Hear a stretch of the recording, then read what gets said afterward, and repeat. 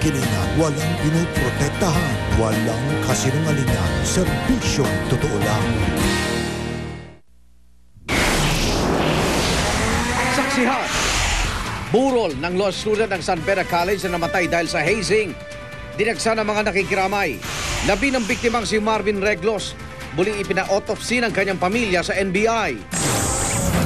Dalawa pa umanong aplikante ng Lambda Rho Beta na isinailalim umano sa hazing, nasa kritikal na lagay at pinaghahanap na ng pulisya.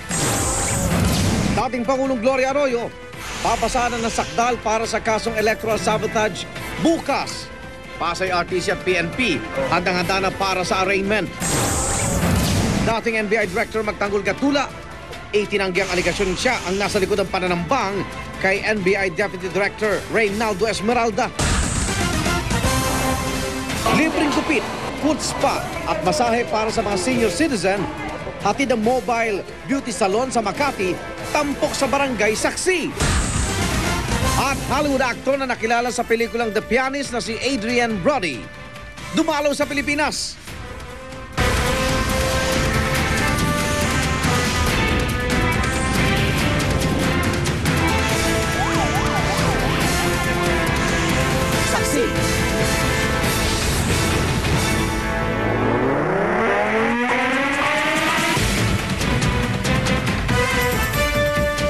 Dinagsa ng mga nakikiramay ang burol ni Marvin Reglos, ang law student ng San Beda College na namatay sa hazing. Isinailalim ng NBI sa re-autopsy ang labi ni Reglos base sa hiling ng pamilya. At live mula sa Maynila, saksi si Dano Tingkungko.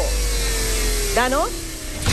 Igan, Vicky, anumang oras mula ngayon ay nakatakdang ibalik dito sa San Beda College ang labi ng freshman law student na si Marvin Reglos na isinailalim sa second re-autopsy sa hiling ng kanyang pamilya.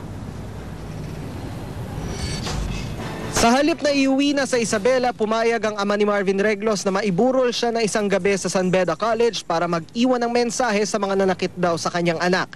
Ang kolehiyo sinuspende ang klase para maipagluksa si Marvin ng mga kaeskwela at kaibigan. Early this second sem na I saw him handshaking a member, a guy, I would have discouraged him. Sa gitna ng pangungulila, nangangapa rin daw ang pamilya Reglos sa resulta ng investigasyon sa pagkamatay ni Marvin, kaya ipinari-autopsy sa NBI ang kanyang labi pasado alas 4 kaninang hapon. Wala kaming nakitang record, kaya nga dinala namin dito.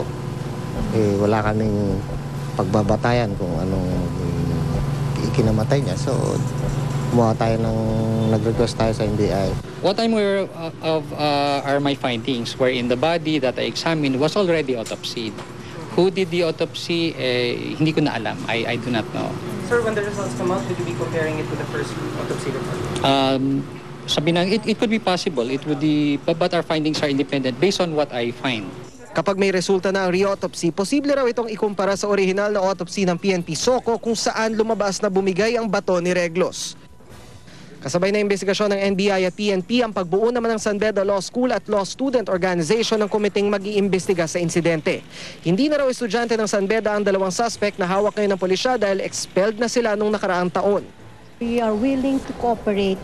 I think yung nangyari yan, yung nagpunta sila noong Monday, walang coordination. Tapos yun yung time na wala pa kaming alam. We are conducting investigation. I could not give the details yet. But of course, it will concern the members of the Lambda and their officers.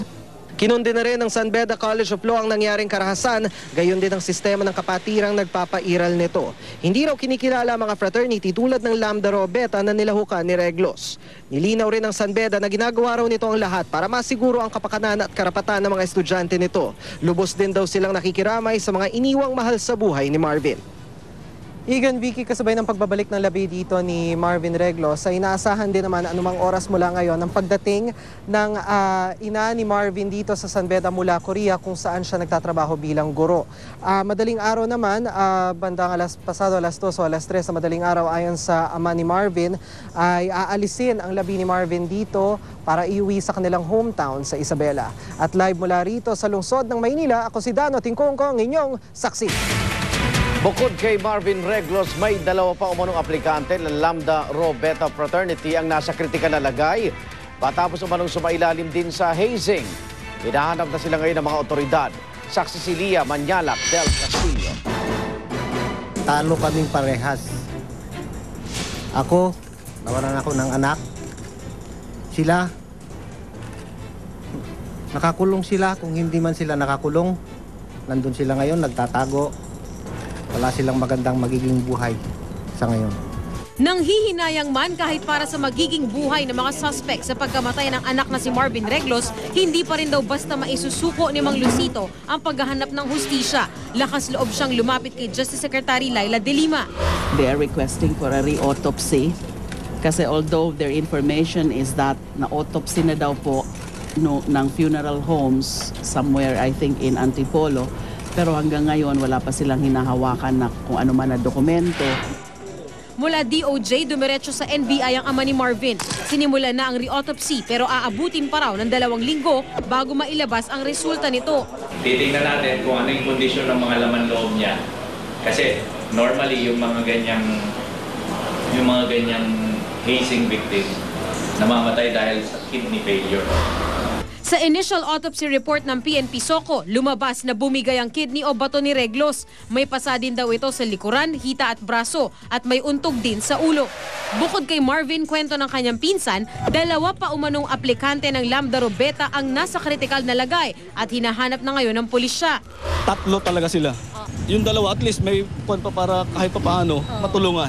May number kasi si Marvin Reglos na number 1. Pag may number 1, ibig sabihin may number 2, may number 3, number 4, number 5. May apela naman si Secretary De Lima na miyembro ng Lambda Rho Sigma, ang sister sorority ng Lambda Rho Beta. I will appeal to my brothers in the fraternity, yung mga officials na yan na mag-cooperate sila fully with the investigation. Ako si Lia Manyalak del Castillo, ang inyong saksi.